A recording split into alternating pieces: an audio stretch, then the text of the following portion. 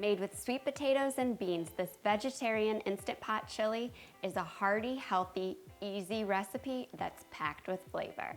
Hey mindful moms and dads, Kristen here. As someone who suffers from a chronic disease, I believe homemade is best, but it doesn't need to be complicated.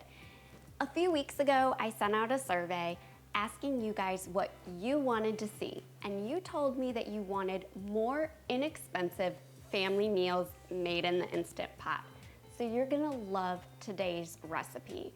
It's for a sweet potato chili that costs pennies to make, but is loaded with flavor.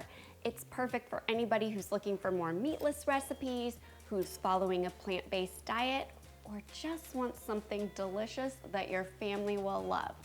So let's put on our kitchen capes and make vegetarian chili. The first thing we're gonna do is turn our Instant Pot to saute. We're gonna let that heat up for just a little bit. We're gonna add in about a half a tablespoon of olive oil here. Most recipes for chili start with a base of onions and garlic and maybe some peppers to really develop the rich flavors that's gonna make this chili taste incredible. Today I have one small minced onion that I'm adding to the oil, and we're just gonna saute that just until the onion is nice and softened and beginning to become translucent. Now you could certainly add a chopped bell pepper, a green bell pepper, a red bell pepper, if your family likes peppers in their chili. I'm making this for my picky kids and they don't like to see peppers in their chili, so I'm not adding them today. But do what works for your family. The onion is beginning to really soften here, and now I'm going to add in 2 teaspoons of minced garlic.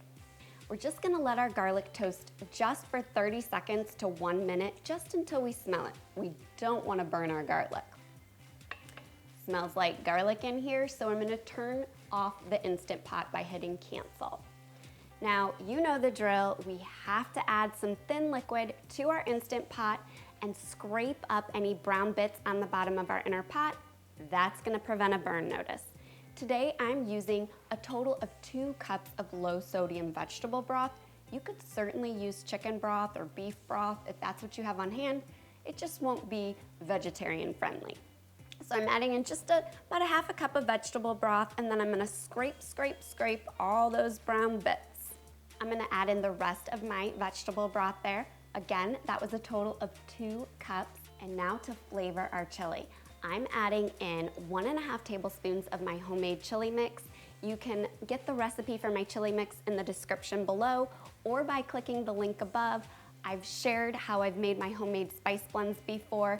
It's just a great way to control the quality of ingredients and omit any gluten or MSG or excess sodium. If you don't want to use my chili mix, you could certainly add in 1 tablespoon of chili powder, 1 teaspoon of cumin, 1 teaspoon each of onion and garlic powder, and a half a teaspoon of kosher salt. That'll get pretty close to the same flavor. And now to add a smoky depth of flavor that's going to take this chili over the top.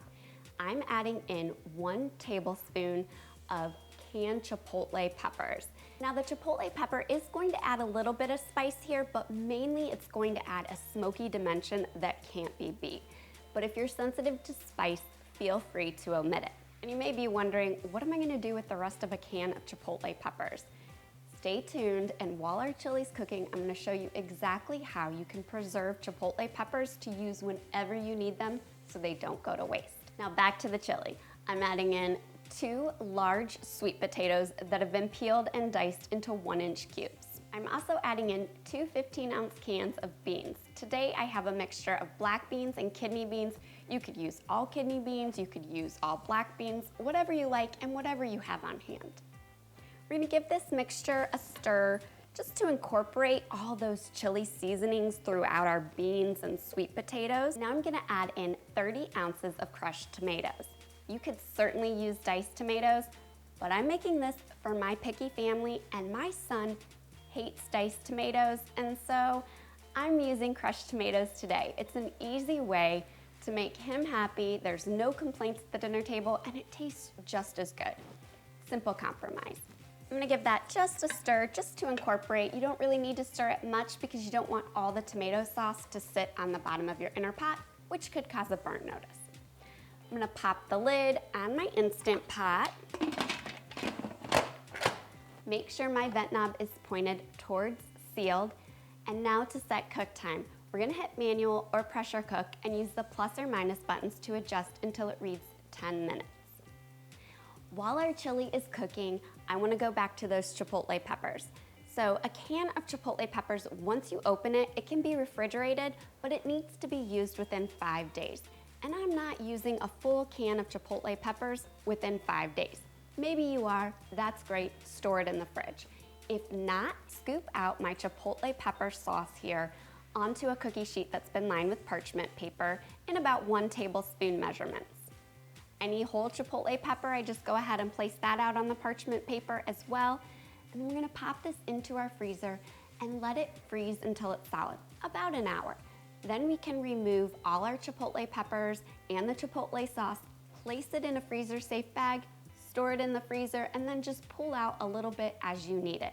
It will defrost in soups, chilies, enchilada sauce, however you're gonna use it really quickly because it's just a small amount. Once the cook time has elapsed on our Instant Pot chili, you wanna let pressure release on its own for at least 15 minutes for this recipe.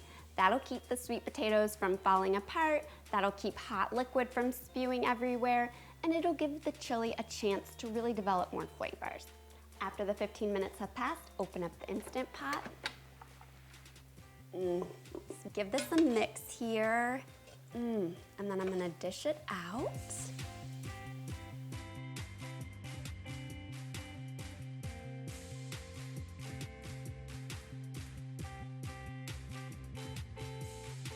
This chili is so delicious, it really doesn't need any adornments. But nobody will complain if you add some diced avocado or some chopped cilantro. And if you're not dairy-free, you can use some shredded cheddar cheese and some sour cream as I am today. Looks perfect. I'm ready to dig in.